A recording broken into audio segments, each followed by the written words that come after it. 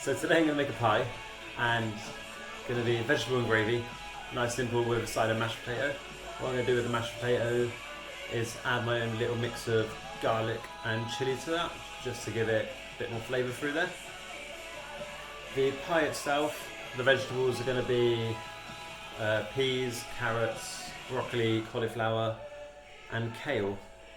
So, let's start. So the most boring bit, pea and potatoes.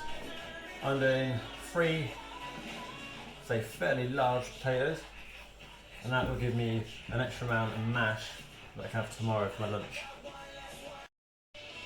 So potatoes have been peeled, chopped up finely, and now they're just in some cold water, and I'm going to give them basically a really good wash in a minute. But for now I'm going to start with gravy. So I've got some water here. I'm going to start heating that up. Then I'm going to use gravy granules.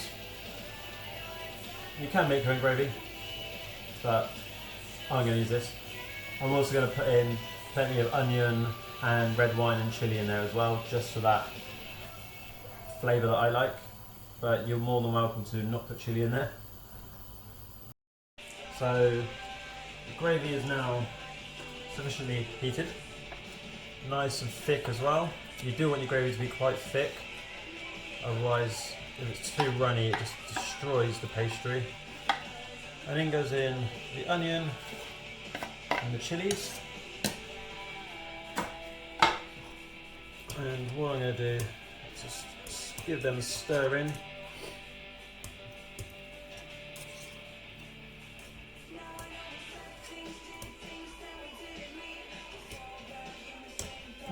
And add a bit of red wine. Go for Shiraz. So to pop a dollop of that in, and then simply I'm just going to finish off with some black pepper, a bit of Himalayan salt, and just a dash of Frank's red hot sauce. And then I'm going to take it off the heat and leave it for a few minutes while I prepare the pastry. So the next couple of steps is going to be whacking the vegetables into the gravy. So for these I find best frozen veg. Quite simply just a mixed vegetable bag. It's so easy just to pour it in.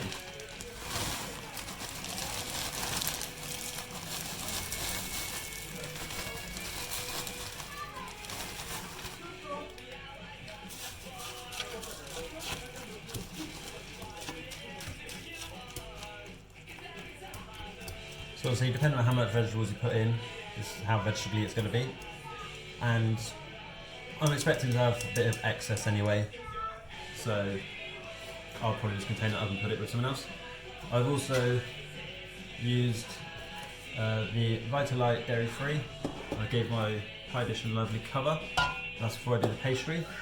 With the pastry, I always measure out what I need to go over the top first to cover it, and then just use the rest to fill it. Because if you spend too long trying to fiddle it, the longer you have it in your hands, the longer you have it out in the fridge, the quicker it falls apart. So I'm going to take care of all these steps, like off camera, just so I can get it done quicker. Okay, so what I've done with the top part of the pastry is I've whacked that back in the fridge. It needs to stay at a cool temperature, because that's going to go on a little bit into the baking. But what I've done is I've got the inside all done. And then I'm simply just going to spoon in the vegetables and gravy mix.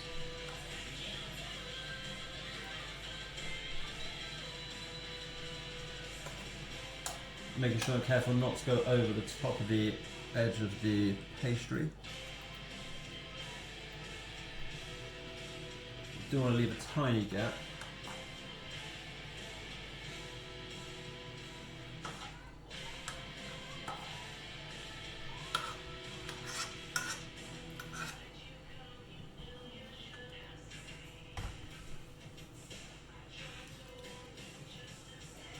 Spread that. Pretty good. Forgot to mention earlier, make sure you preheat the oven. I did, but I just forgot to mention it. I've gone for 180 degrees. Yeah, I don't know much about ovens. But what I'm going to do is whack this in for about 20 minutes. Then we'll take it out and put the top on. And then we'll start the mashed potato.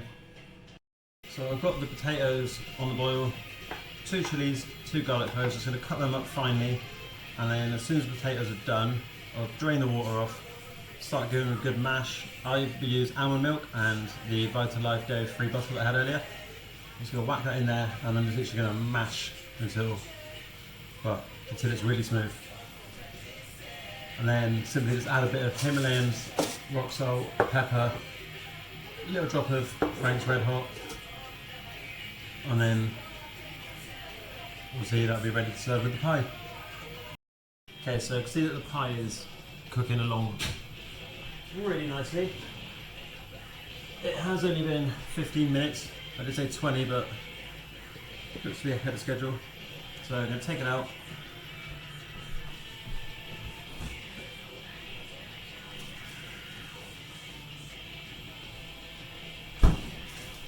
And then using the last sheet of pastry,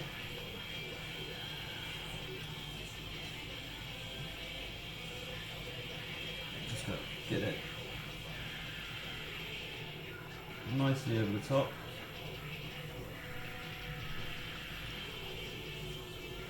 A little bit on the edge, so I'm going to peel that away.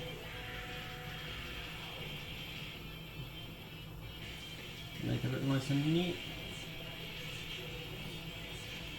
Be careful not to touch the actual pie dish because it will be really hot.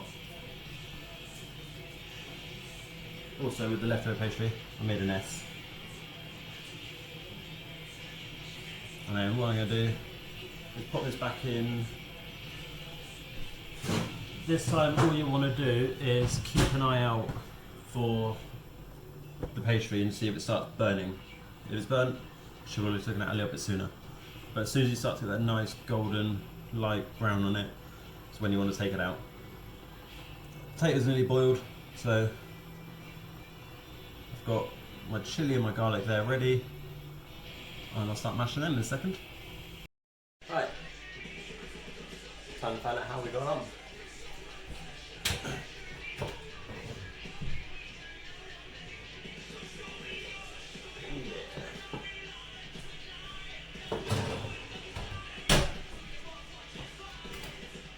I did, as I predicted I would, put a bit too much of the gravy in, and it has come out around the edges, but not the end of the day, like the end of the world, still looks absolutely banging. Smells pretty good as well. So I'm going to take a picture of it, plate it up, and take a picture of that as well.